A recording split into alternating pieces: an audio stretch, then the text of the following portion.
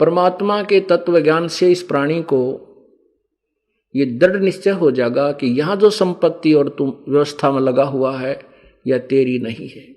सर्व सोने की लंका होती रावण से रणधीरम, एक पलक में राज विराजी जम के पड़े जंजीरम। कहते हैं या माया अपनी नहीं, या माया अपनी कहे समझत नहीं गंवारे, रति कंचन पाया नहीं रावण चलती बारे।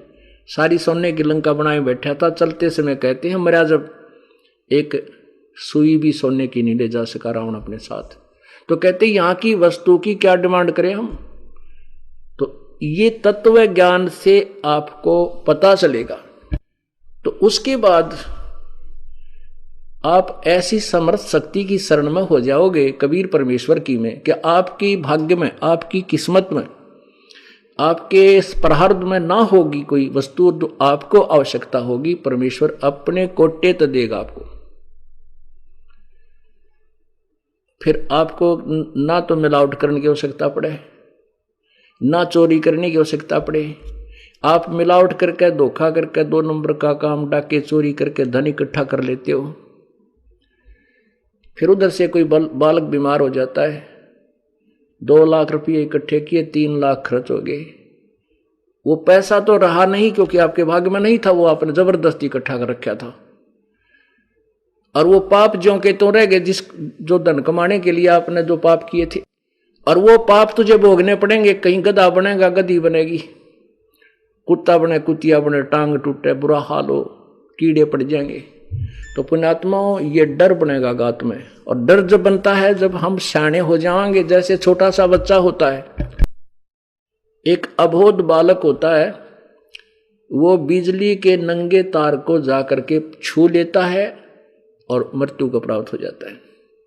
वो सर्प को भी पकड़ देता है और ऊपर सर्प उसको डस लेता है, वो मर जाता है।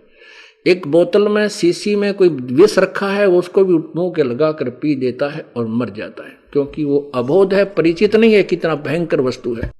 वो अपरिचित है कि सर्प कितना भयंकर जानवर है। जब वो बड़ा हो जाता है, उसकी बुद्धि काम करने लग जाती है, विकसित हो जाती है, फिर वो सर्प से इतना डरता है, औरों को भी कहता है भाग ले सर्प है। और बिजली का तार कहीं नंगा पड़ा हो जमीन पर, दूसरों को भी दूर करेगा, दूर हो जा। क्योंकि अब उसको ज्ञान हुआ, ज्ञान हुआ तो भय हुआ, भय हुआ तो जान बची। ऐसे ही जब हमें तत्व ज्ञान के रोशनी में हम परिचित हो जाएंगे, हमारी आंखें खुल जाएंगी, बुद्धि विकसित हो जाएगी, फिर हम पाप नहीं करेंगे और तभी हमें डर बनेगा। और फिर यहां की यथार्थता से परिचित हो जाएंगे। मान ले हमने एक फैक्ट्री ला ली, 2 कोठी बना ली, चलते समय तो साथ नहीं जाएंगी, और इसकी व्यवस्था में जो समय व्यर्थ कर दिया और भगवान भजा नहीं, ये अनमोल जीवन तेरा व्यर्थ गया। तो ऐसे कहते हैं। अब गीता जी का वो संदेश आपको दूंगा जिस जहां से स्टार्ट किया था कि इस तत्व ज्ञान को समझने के बाद, इस तत्व ज्ञान को समझने के उपरांत और तत्ब्रह्म से परिचित हो जाने के उपरांत, तत्ब्रह्म उस परमेश्वर, आदि पुरुष परमेश्वर कबीर भगवान के यथार्थ स्थान और उसकी महिमा से परिचित होने के उपरांत,